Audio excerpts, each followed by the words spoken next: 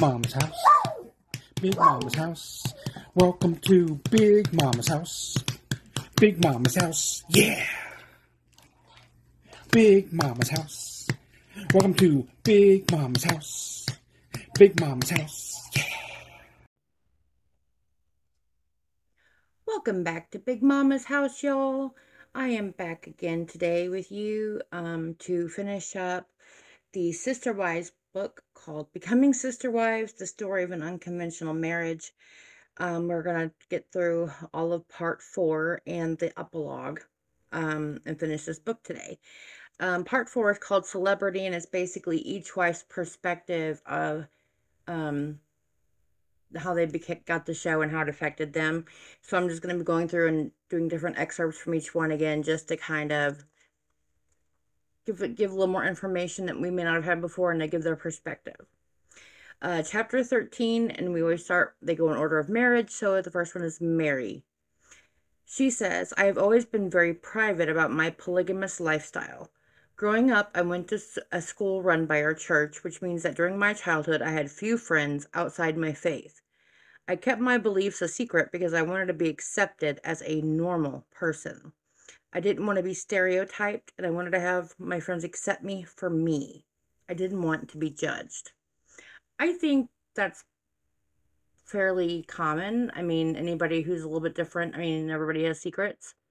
So I don't see a big deal about that, especially when you're a kid. Makes sense. And she says, you never know when you're going to lose a close friend. For years, it just seemed better to stay quiet.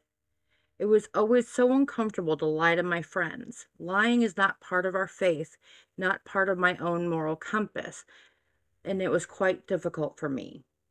That would have to be really, really lonely.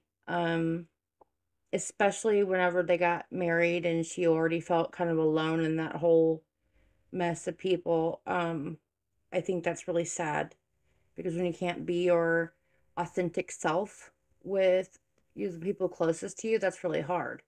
So I feel kind of bad about that. She says, nothing is going to split up our family.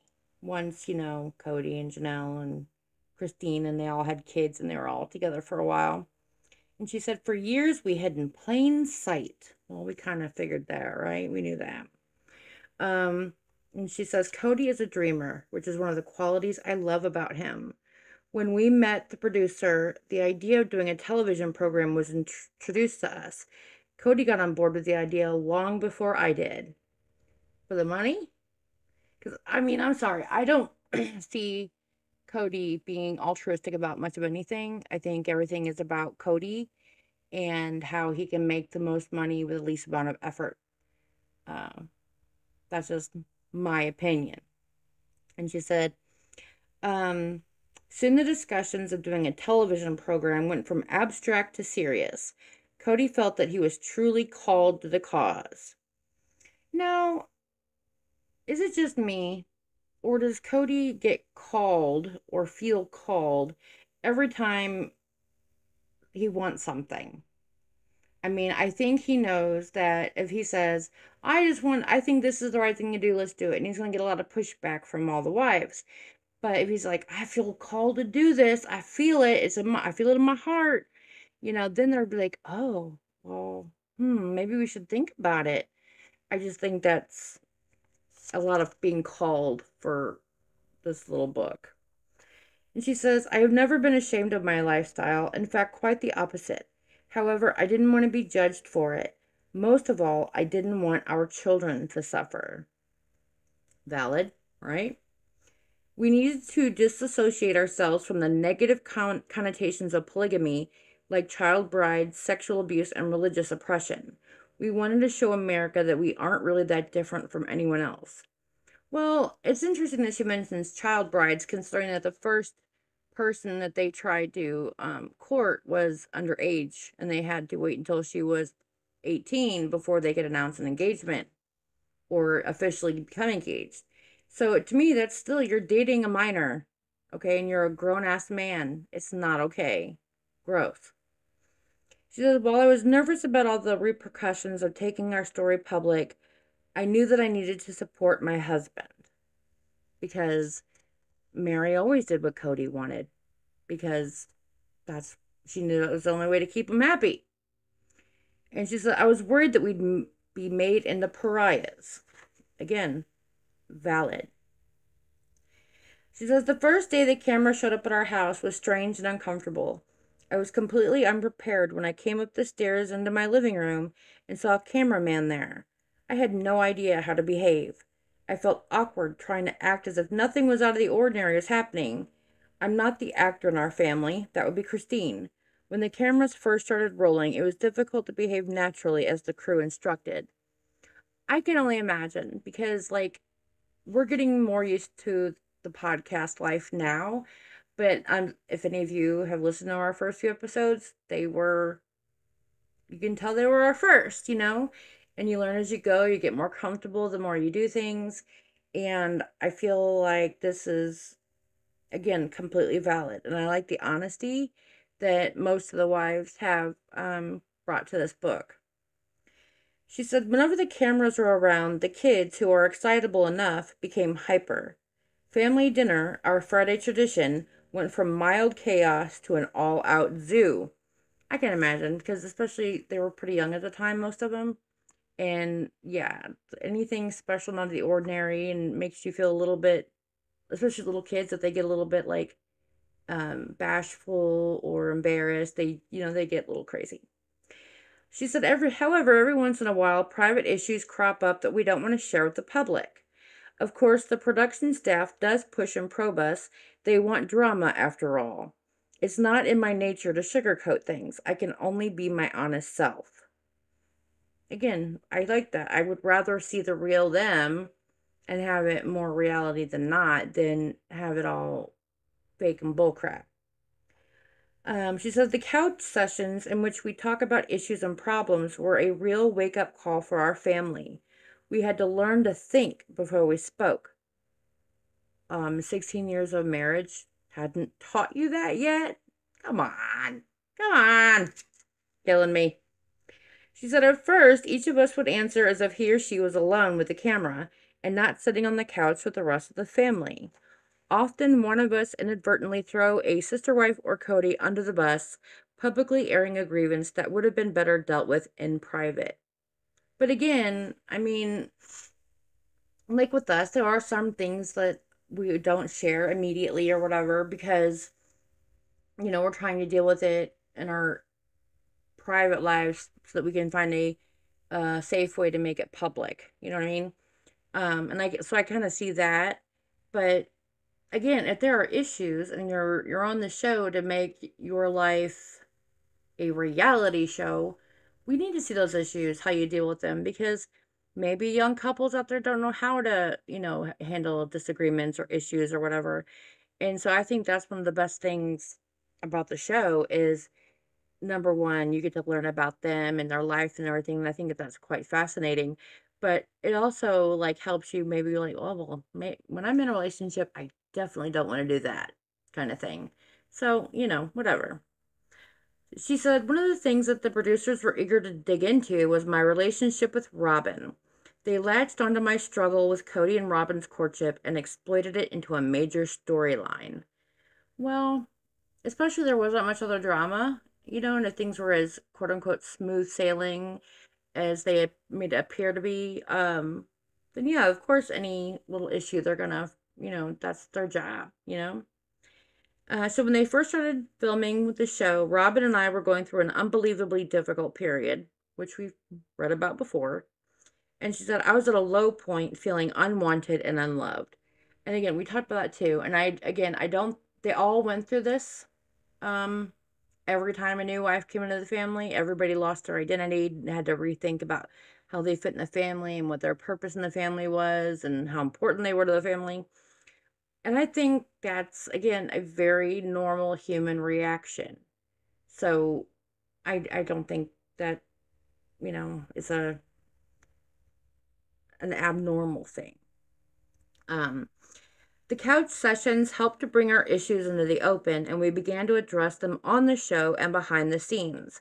Over the course of that first season, Robin and I developed a wonderful relationship, which we saw, and that's good. And I'm glad they worked out their stuff because, drama amidst the family is only going to break the family apart. So I am glad they worked that out. So there's still some moments during the first season that I have chosen not to watch. One of those being the honeymoon episode, Robin and Cody's 10-day Caribbean honeymoon, or Mexican, or whatever it was they went to, but it was somewhere warm. She said, I'll watch it one day when I trust myself with my emotions a little more. I would love to know if she's watched it yet. And if so, what did she think? And did it bother her as much as she thought it would?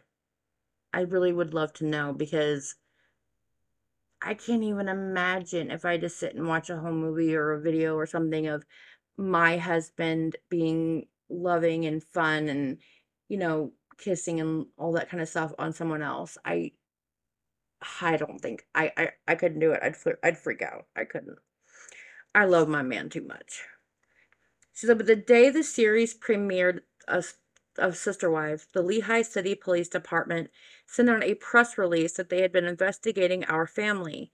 The next time I went to work, upper management called me into the office and fired me. I was devastated. Management told me they were not firing me because I was a polygamist, but because they were concerned the investigation would bring unwanted attention to the facility and the children housed there, because she had found her dream job of working with troubled children. So, I mean, obviously that would be difficult.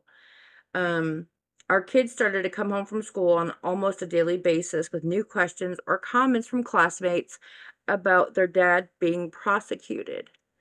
We felt it would be the best thing for us to move away and try to bring some sort of peace back to our children. Yes, that's all I can say, is that once you made a ginormous mess and a dumpster fire of your life in one place, especially if it's getting to be legal issues, maybe it's time to go somewhere a little more tolerant, I guess. And she said it was difficult for the older children to appreciate the positive impact of the show when all they can see is that because of the show, they have to leave their friends behind. And she said, I feel such a sense of relief that I can finally be open with so many of my oldest friends. And that's pretty much all that, is required of the chapter 13 Mary section. So, yeah, I mean, and it's kind of going to be the same kind of, I think what happened is somebody gave them a list of generic questions for each section, and then they just wrote their own perspective. So it's all pretty much the same thing. But chapter 14 is Janelle's perspective. She said, she converted, obviously, remember, back when she was older to the fundamentalist. She was not always a fundamentalist. So she says, people my mother's age regularly shared personal experiences of having their families split up by the government.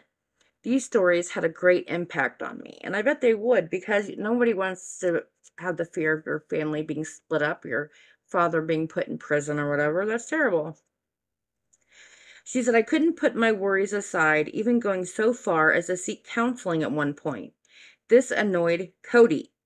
Before the network announced our show as part of the fall lineup, Cody told me, you need to think more positively. This is a positive thing for our family, our faith, and the world.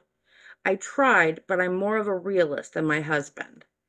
Okay, so Janelle is afraid, like all of them are, and was intelligent enough and emotionally aware enough to know, hey, I need help with this. My family is only trying to push me in this one direction, but I have concerns.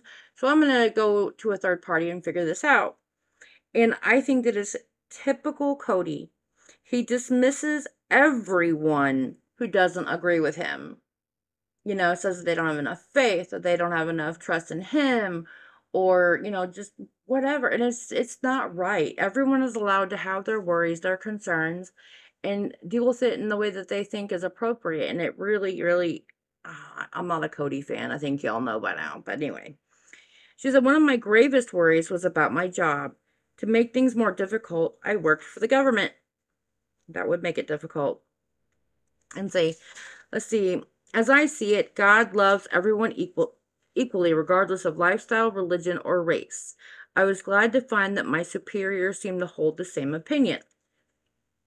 Not losing her job was a great thing. And then she was talking about how uh, the production company wanted to film Robin and Cody's wedding. And she said, the wedding ceremony in either a fundamentalist faith or in the LDS church is sacred and private. No one outside the faith is allowed to witness this ceremony. It's never discussed. Why? See, you know me, I'm a white person. I mean, I understand there are rules and, all this stuff, but just tell me why. It's like there's got to be some sort, is there like some sort of like, secret like handshake you got to do before you get married or something? And I'm not trying to be, make light of their religion. I'm really not. But it's like, what is so secret that no one can even talk about it? And then she says, I don't think anyone in the family was prepared for the emotional toll of our couch sessions. Suddenly, what was supposed to be a highlighted look at our fairly normal family turned into an investigation into our emotional scars and private struggles. And especially from the first few seasons, I kind of try to go back and look at them every once in a while because, it's been so long and things have changed so much that you kind of lose sight of where they came from. And they were always crying in the first, especially the issues between Mary and Janelle, and Christine and stuff. So it was like, it was a lot in the beginning. And so I bet it really was difficult. Initially, these sessions were intended to allow us to recap events on the show, but we found that we were unearthing emotional hurts that we had skimmed over to keep the peace. There are times when we don't watch our words and put our feet in our mouths. When Cody let slip he had selected Robin's wedding dress himself, I had, after, all the wives had taken her to pick one, and they considered it an important bonding experience, because a wedding dress is very special. So, and she said, Christine was devastated and walked off set. Edits made it look as if she returned immediately. The truth is, she didn't come back for 3 days. I don't blame her.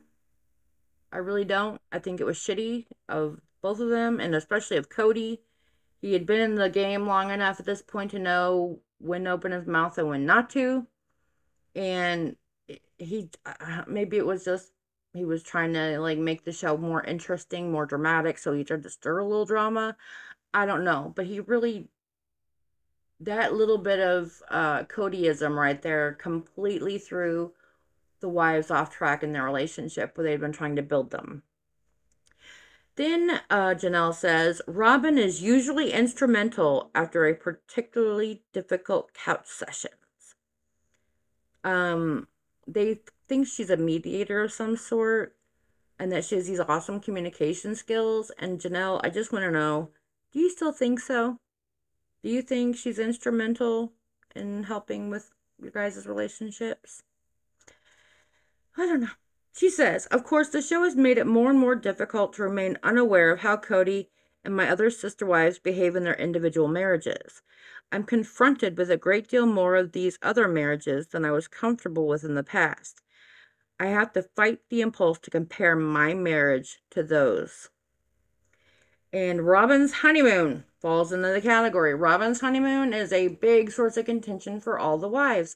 How Cody couldn't realize this, I don't know. But from day one, she had special privileges and he was always making exceptions. And unless you're blind, deaf, and dumb, and just maybe not all mentally competent, anyone sees this. Everyone sees this, okay? Everyone. It's crazy. She said, since I can't, well, I'm so sorry, guys. Hang on. Since I handle the contracts for our family, I've acquired a lot of knowledge about the financial side of the entertainment industry. I have always loved to travel. With 6 kids and a 60-hour work week for most of my adult life, travel was put on the back burner. And they're talking about how they got to travel for like the press tours and things like that. And then, of course, talking about how the show started, the Lehigh City Police Department announced on the day our show premiered that they had been investigating our family since we introduced this show at the Television Critics Association. And I'm pretty sure that that is what was happening at the on the intro that Cody wrote. Remember way back when we started that? So yeah. And she says, we introduced the show in September, and by November, it was clear that we were going to have to leave Utah or risk the safety of our family. We told TLC only shortly before we moved because they wanted to keep it a secret. And then she says, leaving Utah has also been a period of personal upheaval for me. Obviously, my government job didn't travel with me. I struggled through a period of unemployment, which was difficult for a gal who had always defined herself by her career. I get that. And any of us who love our jobs or define ourselves by what we do as a profession can really relate, I think. And then she says, Cody and I really struggled with each other. When didn't they? When I'm yanked out of familiar surroundings, I often begin to question my place in the world and in the family. Not having a job for the first time in ages really shook me. I have always identified myself as a career woman, and now, for the first time in my life, I was a stay-at-home mom. Shortly after we arrived in Vegas, I found myself in the throes of a full-fledged identity crisis. I was miserable, and I took that misery out on others, especially Cody. At one point, we even looked at each other for the first time in our lives and said, are we sure we married the right people? For 2 weeks, we could barely be civil to each other. Being alone was unpleasant, to say the least. I was in a foul, dark place, and Cody, instead of trying to lift my spirits, sunk down with me. After 18 years of marriage, we were being downright brutal to each other. I decided to say something caring to Cody. He immediately responded with something loving in return, and that was all it took. Why couldn't Cody lift her up? Why couldn't he say to himself, hey, we just went through this hard thing with the fear of the police investigation, the move, not having a job, the money is tight and everybody's stressed. I'm just going to give her a break. But it's never about Cody being there for his wives. It's about his wives being there for themselves, each other, and for him and the children. But it's never about him being there for them, it doesn't seem like. And I'm sorry, but all of these women at some point in the book, or multiple points in the book, usually say, we had struggles and we didn't know if we were going to make it. Yeah, because your husband's a dick. I'm sorry, that's just how it is. In my opinion. Okay, that was it for chapter 14, Janelle, and we are on to chapter 15, Christine. She says, throughout my entire childhood, I kept my family life as quiet as I could. I had 2 mothers and 10 brothers and sisters. We were from a prominent polygamous family and thought it best to keep to themselves. I never felt comfortable trying out for sports, plays, or any activities. I wanted to be as low profile as possible. I was raised in a climate of fear. My father was terrified of our family being split up. Although my grandfather and his family lived a lifetime of fear, he still realized that fear leads to secrecy, and secrecy leads to abuse of power. He advocated for harsher punishment for underage marriages and abusive relationships.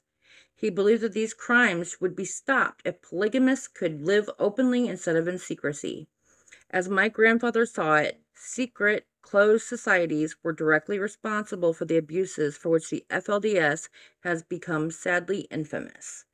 I agree 100%. I don't think anyone having to live in secrecy in the United States of America in 2023 is ridiculous.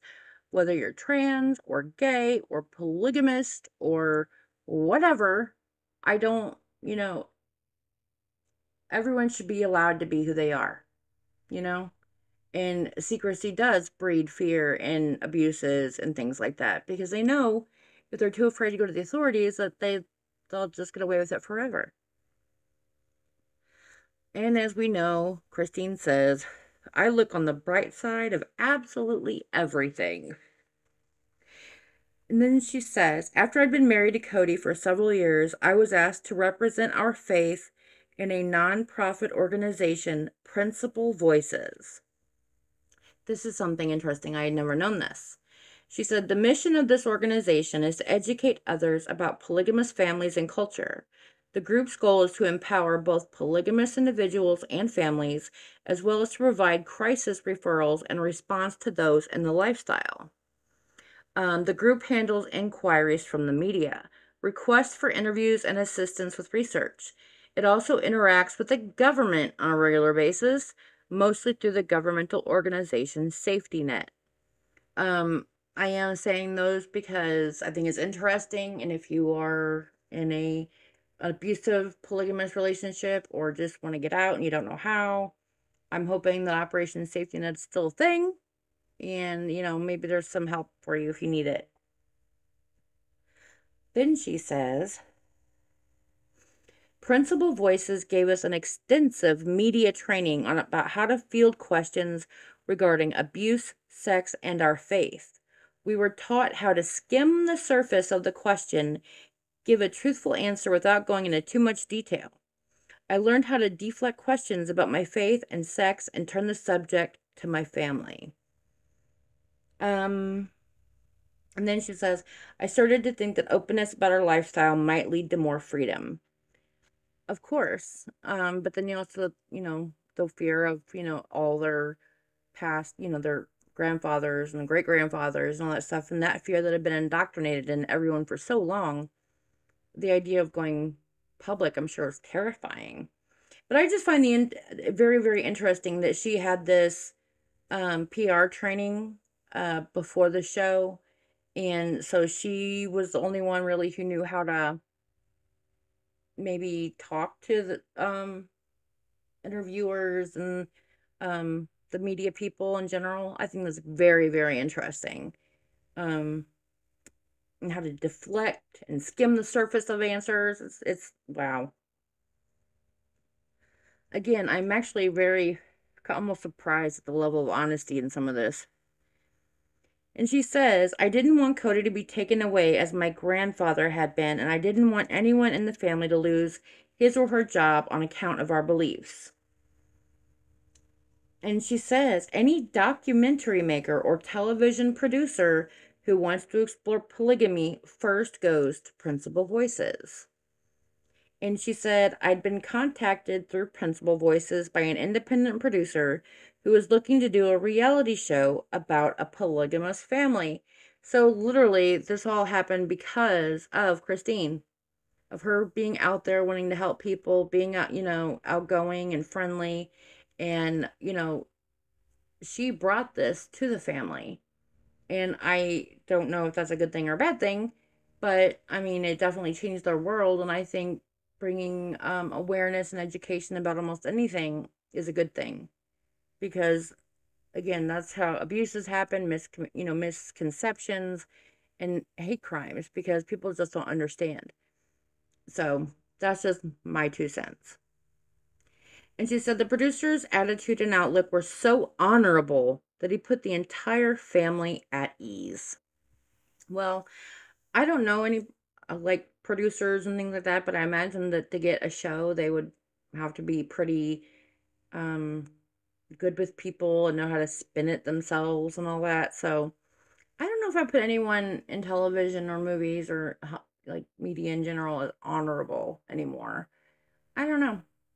Again, I don't know any, but it just seems like with the stuff that's out there and the way things are always twisted by the media, I don't know, honorable seems kind of a stretch. But I'm curious, do they still think so? Do they still think he's honorable and was a good idea? I love that answer. Then Christine says, it was the right time to tell our story. Warren Jeffs was on trial and the news was flooded with pictures of him marrying underage girls. We needed to provide a counterpoint to that image.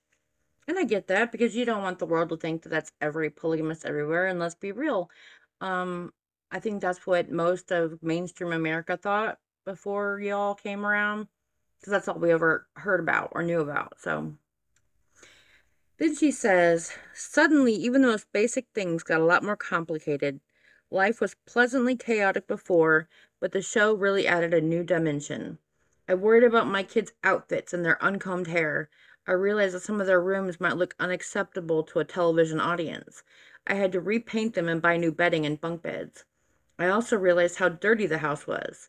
I'm a pretty aggressive cleaner, but with 5 kids and another on the way, she was pregnant with Truly when they started shooting, if you remember, cleaning became a job in itself. Of course, there was an upside to all this. There's nothing wrong with a cleaner house and nicer furniture. That is so me. Um, like, I care about what their perception is of me and my home. We may not live in a big, beautiful home, but like I at least want people to feel like when they come in that they're welcomed and that, comfortable.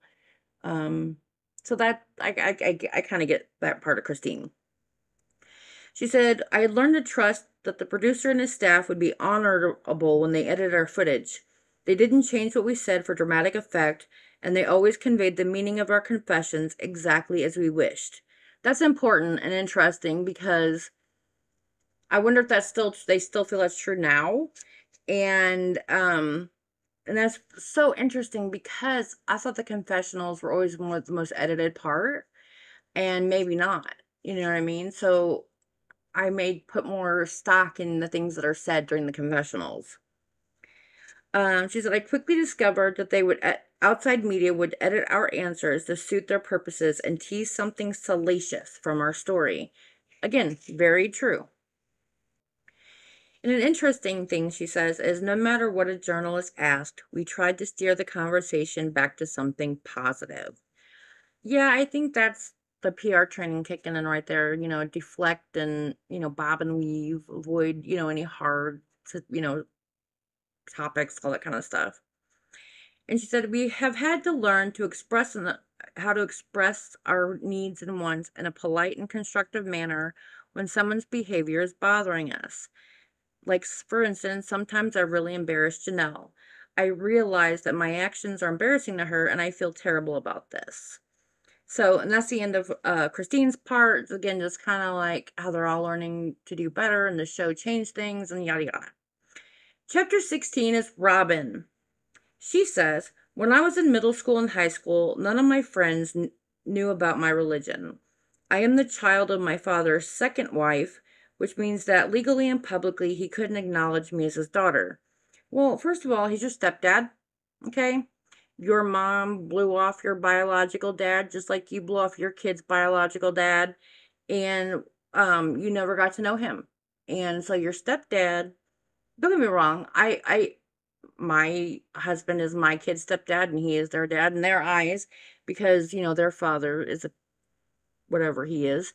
And I don't know the situations in these cases, but it just doesn't seem right to me to cut someone off from their parent in any situation unless it's, abusive.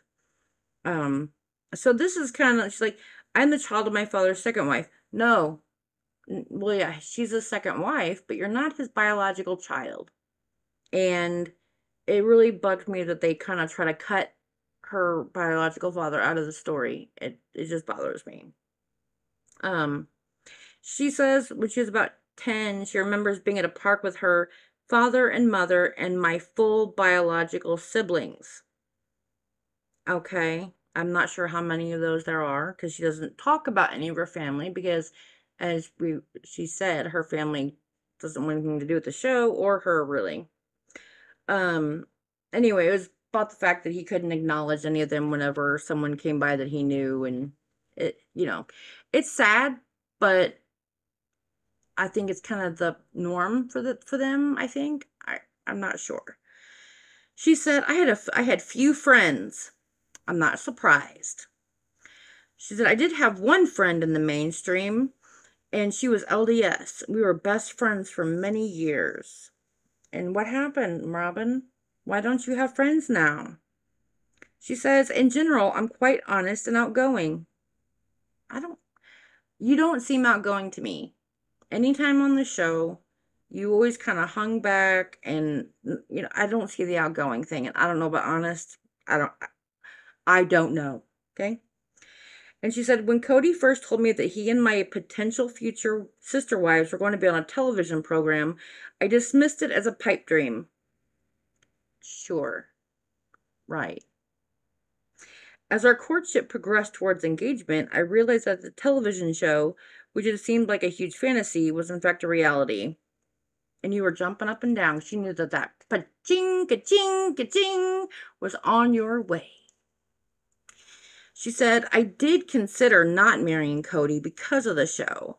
I was searching for stability and simplicity, not love, not, a soulmate, just stability and simplicity, which is I want to have sex with you once or twice a week and then not look at your face the rest of the time. I think that's what she means. But she says in her, always just willing to accept way, if our destiny was meant to be on a reality show, I was willing. I bet you were. When my sister wives told their families about the show, most of their relatives came to terms with the decision to go public as long as their own families were not dragged into the spotlight. My family, however, was horrified by the decision. Several of my siblings who are still in high school became very angry with me for outing them by proxy. Of all my relatives, my mother struggled the most with my decision. She still blocks my posts on her Facebook page because she doesn't want to answer the intrusive questions that would follow. Although my mother will still be my mother privately and supports me in every way she can, she wants nothing to do with the public side of my life. We love each other, but there is a distance between us that pains me. Well, still, your stepdad's dead, and your mom hasn't remarried, and so she's not really a polygamist anymore. So, what does it matter now? I mean, you've been outed for like 13 years or something? I don't know. She says, in fact, he agreed to be filmed dancing at my wedding. Speaking of her stepdad. And later, my father agreed to be in an episode about our hunt for houses in Las Vegas. He was there while Mary, Cody, and I were looking for places for us to live. Okay, so the stepdad is okay with being filmed, but the mother still won't answer Facebook posts? That doesn't seem to me like a show issue. Something seems a little screwy there. She said, several years before I married Cody, when I was in an absolute low point in my life, I made a life list of all the things I wanted to accomplish. Since things were going so badly for me at that time, I allowed myself to dream as big as possible. Her and Shira. Here's what was on my list. Change the world. Meet Oprah. Write a bestseller. Own a business. Being on a television show really altered my entry into the family and into a plural marriage. Sadly, during the first season, many of our fans cast me as a homewrecker. People believed I have an ulterior motive. People believe I'm manipulative and conniving. And I usually place last in the favorite sister wife poll. Well, I have to kind of agree. Nobody is, no, I don't even have words for you guys. Like, I feel like I've said it all, and I don't want to be so negative and whatever, but every other sister wives section has been open and honest about the mistakes they made, the things that they had to do to grow, and the issues they've been through, like losing, their issues with Cody and the sister wives and themselves, other than Robin being like, oh yeah, I lost sense of myself for a while there. Like, there's no opening up and admitting anything that she did was wrong, ever. You can't tell me that there's nothing. I'm sorry. And she says, if the audience dislikes me, then we've failed in our mission to convey the joys and the stability of our lifestyle. We want to dwell on the positives, not only on dramatic things that sully the picture, if only temporarily. Well, then why cry every episode, Robin? Because you have cried almost every episode for the last 5 or 6 seasons. And you are not making your lifestyle look positive at all. At all. It's opposite. I mean, especially now, obviously, but for years I've thought that. Then this is a big one. Yeah, mm. The wedding became a storm cloud that hovered over us during the couch sessions. Things that should have remained personal and private to Cody and me, things that could have been beautiful and special, were fodder for analysis. I had to deal with the world's opinion about the fact that Cody picked my dress. I had to deal with the world's thoughts about him kissing me during our engagement. Everybody on the couch and in the audience felt the need to participate in what seemed to be an endless commentary and judgment on my wedding, the reception, and the infamous honeymoon. For me, at least, it cheapened and stripped away the beauty of something special. I felt that because of the show, nothing had been left for me. Boo-hoo, bitch. Okay, you've got the house and the husband and the sister wives to help you with their kids, and the giant wedding that was extremely lavish and extravagant, okay? And the 10-day, destination honeymoon. Yeah, it's not cool, man. Especially whenever just a few months before, they couldn't even move you to town because they didn't have any money. So, bullshit. I call bullshit on your whole rhetoric, but Robin, I just do. And I know a lot of you guys are Robin fans, and I am sorry if you disagree. I'm happy to listen to other points of view if you have specific instances that, say, hey, you're being a jerk. And I'll be like, okay, I'm sorry I'm a jerk. And, we'll hash it out, but I'm just not saying it. But that was the end of that chapter in Robin, and now we're on to the epilogue. And of course, Cody has to find his way in here again because nobody's talked about him in about 5 seconds. So, he wrote the epilogue. And I'm just going to read a few little snippets here that I thought were interesting. And he says, during the move to Vegas, I felt deeply bitter about the whole experience of becoming a public polygamist. So you're feeling like you made a mistake there, Cody Brown? Huh? Well, that's called a mistake. Okay? I know you don't think you ever make those, but you do. And allowing your decision, the thing that you chose to do, which caused the police to be involved, which caused you to want to move, which is something I hear you wanted to do anyway, because Robin's family was there. Yeah, I think your whole mess is just your own fault. Okay. And he said, we decided for the sake of Robin's children, who weren't as used to living in such a big family and who had already moved so often in the previous 2 years, that we should find her a home first. And then I guess that way all the other kids could use her address to get into school. But again, Robin came first. And when I reflect on the personal growth and development of our family over the years, I am pleased and overwhelmed. Will I be as pleased with our emotional growth over the next 10 years? Will I look back at this past year and think, boy, was I immature? I hope so, because you were, and kind of still are. And he says, now I am working every day and in every way with all 4 of my wives. My wives are all very independent, free-thinking women. Getting consensus on something is like pulling teeth. Some days when we first moved into the 4 homes, I just wanted to walk away. Again, your decisions, your choices put you where you're at. If your own decisions make you want to walk away from your family, then that's you, dude. And I think you felt that way for a long time, and that's why you've been slowly pushing everyone else out. Lastly, here we go.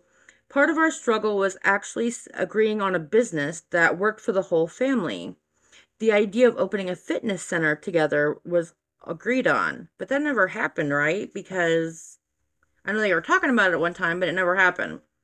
And then they were approached by a company that asked the family to partner with them on Operation Detox, a business and humanitarian project focusing on nutrition and addiction recovery. Well, I did a quick Google on this because I had never heard of it, and I don't think it was ever mentioned on the show, but I'm pretty sure it's just another MLM. Is selling stuff and whatever. So that would go with the gym thing, I guess. And the last bit here, I thought just kind of sums it up. To know true love, you need to understand the struggles that come with it. Within these struggles, we have found that our true love can endure with commitment. Aw, no, it can't. You're, yeah, you tried, but you suck, and everyone left you except Robin, who's still only in it for the money, because she can't wait to get rid of you. She cries every episode that she wanted the sister wives because she don't want to look at your face every day. She doesn't want to have to suck your dick whenever you feel like it. She doesn't want to have to slip on that lingerie that doesn't fit anymore to, be all naughty and nasty for her best customer. I just, I have so many concerns about all of them. But anyway, we're going to continue the Sister Wife series, going over each episode and things, and they will be much shorter. So I hope you come back and keep watching our Sister Wife series. And next we'll be doing the newer episodes. So come back and see us again, y'all. I hope you guys are safe, be healthy, happy, buckle your seatbelts, use your turn signals, spay and neuter your pets, and please be kind. Bye, y'all.